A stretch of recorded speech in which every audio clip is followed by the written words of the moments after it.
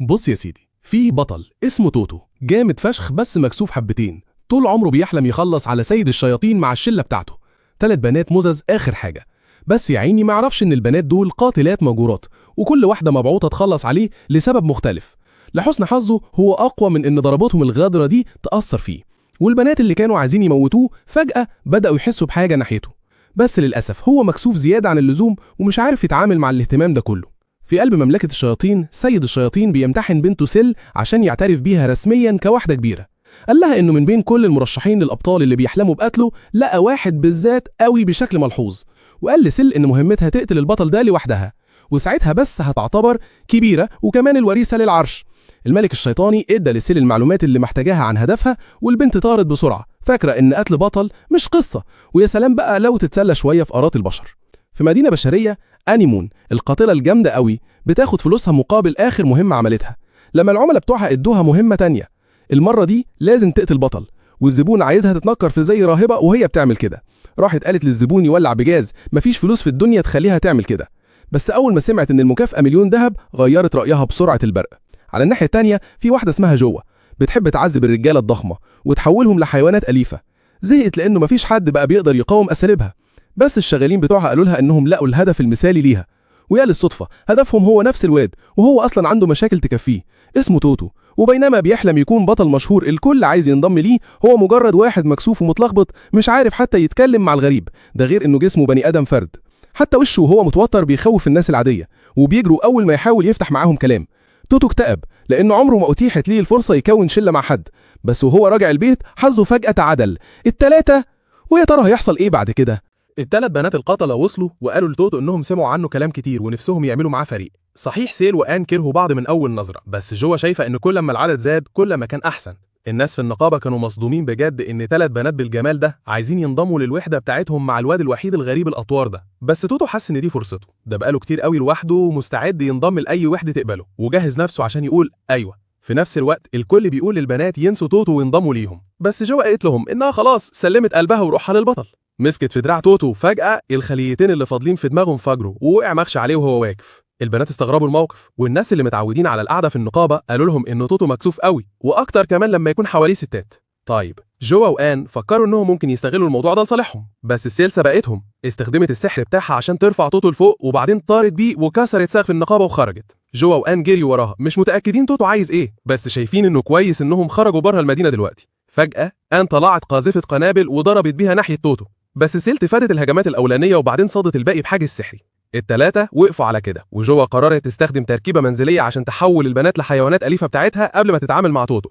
في نفس الوقت سيل كمان نزلت تعويذة سحرية في الأرض في السر عشان تستدعي وحش قوي. هي وآن كانوا مستعدين يقتلوا بعض قبل ما يوصلوا للبطل، بس جوا دخلت بينهم وأعلنت وقف إطلاق النار زي ما ترامب بيعمل اليومين دول. آن وسيل قرروا يتكلموا ويتفاهموا، بس أول ما قللوا حذرهم لقوا نفسهم اتشالوا بفضل بارفان الشلل الخاص بتاع جوا كانت فخورة بالاختراع بتاعها، بس سيل قالت لها انها بوظت الدنيا خالص عشان قطعت تعويذة الاستدعاء بتاعتها، ودلوقتي المخلوق اللي استدعيته اكيد هيخرج عن السيطرة. فجأة دايرة سحرية ظهرت على الارض وتنين اسود ب8 رجل طلع منها، وجوا قررت تجري عشان تنقذ نفسها، اصل الخناق مش من طبعها ودي حقيقتها. يا خرابي على الصدمة. الشلل مسكها، راحت زحفة عشان تاخد قوة الختم، مسكت رجليها وهتلاها تديها الترياق لو عايزة تعيش. وهما بيتخلقوا التنين قرب منهم، بس قبل ما ياكلهم توتو ظهر فجأة وفرتك دماغ التنين ببوكس واحد. البنات كانوا مصدومين مش مصدقين اللي شايفينه، وتوتو بصلهم، كانوا مستنيين منه يقول كلام أبطال زي لايم، بس توتو المكسوف معرفش ينطق بكلمة.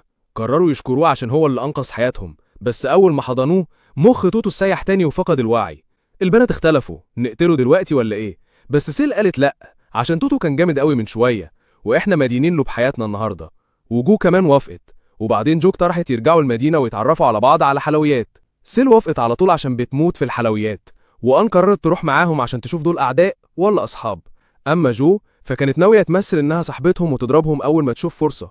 المهم راحوا المدينة وهناك قرروا يعرفوا بعض كويس. سيل قالت إنها ساحرة، وآن فضلت مكملة تمثيلية القصيصة.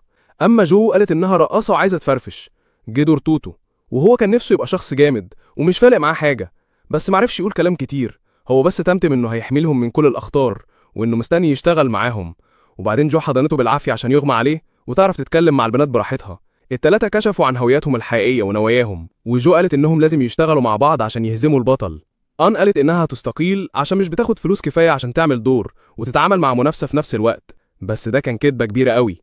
هي ببساطة طلعت في مكان عالي واستدعت قناصة عشان تقتل توتو وهو لسه فاقد الوعي ومش محمي، وهي بتحاول تلاقيه شافت بنت بتتباع كعبدة ومش هتسمح بده يحصل، ورمت قنبلة دخان عشان تخطفها وتهرب. يا لهوي، خطفت البت من ايده، اديتها كام قرش وقالت لها تجري باقصى سرعه، وبعدين قررت تتصرف مع تاجر العبيد اللي طلع وحش من غير راس. الوحش قال لآن انها هتدفع ثمن اللي عملته في شغله، بس هي هجمت عليه الاول وغلبته بسرعه وقوه. الوحش حس بالخطر فقرر يستخدم كل قوته وطلع مخالب خضرا تهاجمها. قطعت المخالب دي بسهوله، بس اتفاجئت ان المخالب بتطلع تاني وكمان بيتحكم في الاجزاء اللي اتقطعت. بدأت تحس إنها محاصرة، والوحش غطى نفسه بالمخالب عشان يحمي نفسه تماما. فجأة ظهر توتو واداله بوكس في وشه خلاه يدوخ. آن اتصدمت وشافت المنظر وسألته إيه اللي جابك هنا؟ فكرها إنه وعدها يحميها، وفجأة بدأت تحبه هي كمان. بس توتو لمح السكينة في إيدها، وعشان ما تقدرش تشرح له حاجة آن بعتت له بوصة طايرة وقعته في الأرض في ساعتها. جوا وسيل كانوا بيتفرجوا من ورا الزاوية وقالوا على آن يكسوفك عشان استخدمت بوصة طايرة كسلاح. آن اتعصبت منهم وسيل سألتها ليه ما كنتيش قنصتي الوحش من بعيد؟ آن ردت وقالت لو البنت الغلبانة شافت جثة قدامها دماغها هتتعب ومش عايزة حد يكبر وهو عنده صدمة زي دي. أعلنت إنها تغير الدنيا المعفنة دي بس محتاجة فلوس ومش هتتردد تقتل إنان عشان كده. بعدين غطت السكينة بالسحر عشان تضرب توتو، بس صورته وهو بينقذها ظهرت في دماغها وبطلت تسحر السكينة في نص الطريق، والسكينة اتكسرت لما خبطت فيه. عملت نفسها تعبانة فجو اقترحت يحجزوا أوضة في فندق. حجزت أوضة واحدة ليهم الأربعة، وتوتو أغمى عليه من مجرد التفكير إنهم هيناموا في نفس السرير. آن خرجت عشان لسه مش مستعدة للحاجات دي، وسيل أصلا ما تعرفش الكبار بيعملوا إيه في الأوض، فقررت تهرب هي كمان. دلوقتي جوا بقت لوحدها، حقنت توتو بمادة كيميائية معينة. يا ترى هيحصل إيه؟ بصراحة الواد كان واثق فشخ إنه هيبقى خاتم في الصباحة في 5 دقايق، بس ولا الهوا. لما طلعت من الدش ما حصلش حاجة، ولما حاولت تغريب رقصة الواد ما صحيش أصلا. راحت قالت خلاص مش هستحمل أكتر من كده، وقلبت على وضع الدومينيتور وقامت ضربة توتو بالكرباج. وبرضه الواد مصمم مش راضي يخضع، بس جواها حاسة إنها قربت. استعملت بقى واحدة من حركاتها الجامدة وأمرته يلحس رجلها. قام توتو نط عليها وزقها على السرير. جوي عمرها ما سيطرت عليها كده، وبصراحة بدأت تستلطف الموضوع. بس فجأة توتو فاق لنفسه، ولما شاف واحد شرير مستعد يسيب له الدنيا عشان يعمل اللي هو عايزه فيها راح واقع تاني مغشي عليه، المرة دي بقى بنزيف دموي فظيع من مناخيره.